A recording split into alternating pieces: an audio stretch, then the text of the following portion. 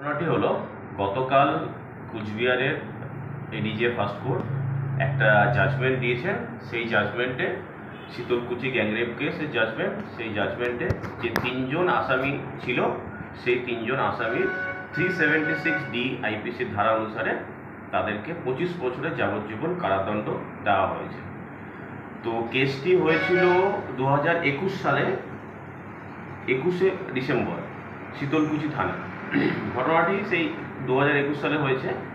সেখানে যে ভিকটিম মহিলা ছিলেন, ওই মহিলা শীতলকুচির বাসিন্দা। উনি তখন কলেজের দিকে যাচ্ছিলেন। সেই সময় যাওয়ার সময় দুজন অ্যাকিউজড জামিল হোসেন এবং ফিরোজ আলম গাড়িতে করে আসে এবং মহিলাটাকে বলে যে আমি তোমাকে কলেজে ছেড়ে দেবো। সেই সূত্রে ওকে কলেজে ছেড়ে যাওয়ার নাম করে ওকে ফোর্সফুলি একটা ফাঁকা বাড়িতে নিয়ে যায়। সেই বাড়িতে অলরেডি একজন অ্যাকিউজড ছিলেন, তার নাম ছিল একরাতুল হক। তারা তিনজন মিলে মহিলাকে রেপ করে এবং সেক্সুয়াল হ্যারাসমেন্ট করে এবং সেটার ভিডিওগ্রাফিও করে তাকে পরবর্তীকালে ব্ল্যাকমেল করতে থাকে। ঘটনাটি 21শে ডিসেম্বর 2021-এ ঘটে এবং পুলিশের কাছে কমপ্লেন জমা পড়ে 23শে ডিসেম্বর। কমপ্লেন দেওয়ার সাথে সাথে পুলিশ ইনভেস্টিগেশন শুরু করে। তার ছিল মণিভূষণ সরকার, পিএসআই মণিভূষণ সরকার।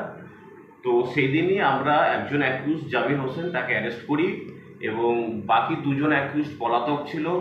তাদেরকে আমাদের আয়োজ্য ছিলেন মণিভূষণ সরকার, তার আন্ডারে একটা টিম পুরো তাদের পিছনে পড়ে থেকে 28 তারিখ থেকে বাকি যে দুজন অ্যাকিউজ তাকে অ্যারেস্ট করে। তো কেসটা পুলিশের জন্য খুবই চ্যালেঞ্জিং ছিল, যেহেতু এই কেসটাতে কোনো আই উইটনেস ছিল না। তো সেই জন্য আমরা এটাকে টেকনিক্যাল এভিডেন্সের উপর অনেকটা নির্ভর করেছিলাম। আয়ও যে ছিলেন সে সঙ্গে সঙ্গে পিওটাকে সিল করে এবং ভিকটিম মহিলার মেডিকেল টেস্ট করান। সেই ভিকটিম মহিলার মেডিকেল টেস্টে স্ট্রং পজিটিভ আসে সেক্সুয়াল অ্যাসল্টের। তারপরে আমরা ফরেন্সিক টিম ডেকে নিয়ে আসি। ফরেন্সিক টিম ডেকে পিওটাকে সার্চ করা হয়। ওখান থেকে বিভিন্ন এভিডেন্স আমরা পাই, যেমন পিউবিক হেয়ার, সেখান থেকে আমরা ব্লাড স্টেন পাই খাটের মধ্যে, এবং যে গাড়িটা করে নিয়ে যাওয়া হয়েছিল সেই গাড়ির সিটের মধ্যেও আমরা ব্লাড স্টেন পাই। সমস্ত স্যাম্পেল আমরা পাঠাই ফরেন্সিক ল্যাবরেটরিতে। এছাড়াও আমরা এই স্পেসিফিক কেসটাতে ডিএনএ প্রোফাইলিং করে থাকি। ডিএনএ প্রোফাইলিং করে অ্যাকিউজডের সাথে ভ্যাজাইনাল সোয়াবের সাথে আমরা অ্যাকিউজডের যে ডিএনএ সেটা ম্যাচ করি, সেইগুলো স্ট্রং এভিডেন্স থাকে। তাছাড়াও আমরা তিনজন যে অ্যাকিউজ ওদের টাওয়ার লোকেশন নিয়ে থাকি, সিডিআর নিয়ে থাকি, সেগুলো at the time of the crime match করে। তো সমস্ত কিছু একটা স্ট্রং এভিডেন্স আমরা বানাই এবং তারপরে আমরা এই পুরো কেসটাকে ট্রায়াল মনিটরিংয়ে নিয়ে থাকি এবং নিরলসভাবে এই ট্রায়ালটাকে আমরা মনিটরিং করতে থাকি, যাতে করে সমস্ত এভিডেন্স সঠিকভাবে কোর্টে পৌঁছায়। এবং এত কিছু করার পরে আমরা গতকাল এই কেসটা শুনানি কমপ্লিট হয় এবং সেখানে তিনজন অ্যাকিউজডকে 376D ধারাতে পানিশমেন্ট দেওয়া হয় এবং 25 বছরের সশ্রম কারাদণ্ড হয়, তার সাথে 1 লাখ টাকা ফাইন তাদেরকে দেওয়া হয়।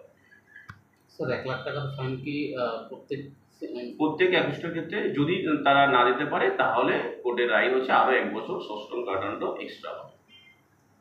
যেটা জানা যাচ্ছে যে অভিযুক্তরা বাংলাদেশে পালানোর একটা পরিকল্পনা করেছিল, সেই জায়গায় পুলিশের তো একটা বড় চ্যালেঞ্জের মুখে পড়তে হয়েছিল অভিযুক্তদের জন্য। অভিযুক্তরা প্রথমেই আমরা যেদিন কমপ্লেনটা জমা পড়ে সেই দিনেই আমরা একটা অ্যাকিউজডকে জামিল হোসেনকে অ্যারেস্ট করে নিই। বাকি দুজন পলাতক ছিল, আমরা তাদেরকে টাওয়ার লোকেশন ধরে তাদেরকে ট্রেস করি। সে প্রথমে শিলিগুড়ি যায়, শিলিগুড়ি থেকে কলকাতা যায়, কলকাতা থেকে আবার শিলিগুড়ি ফিরে আসে এবং তারপরে জামালদার উছল পুকুরের কাছে ওরা বাংলাদেশ বর্ডারের থ্রুতে বাংলাদেশ যাওয়ার প্ল্যানিং করেছিল। তো আমাদের টিম পুরো তৎপর ছিল, ওখানে রেডি ছিল ইন্টারসেপশনের বেসিসে এবং তাদেরকে দুজনকে উছল পুকুর থেকে অ্যারেস্ট করে।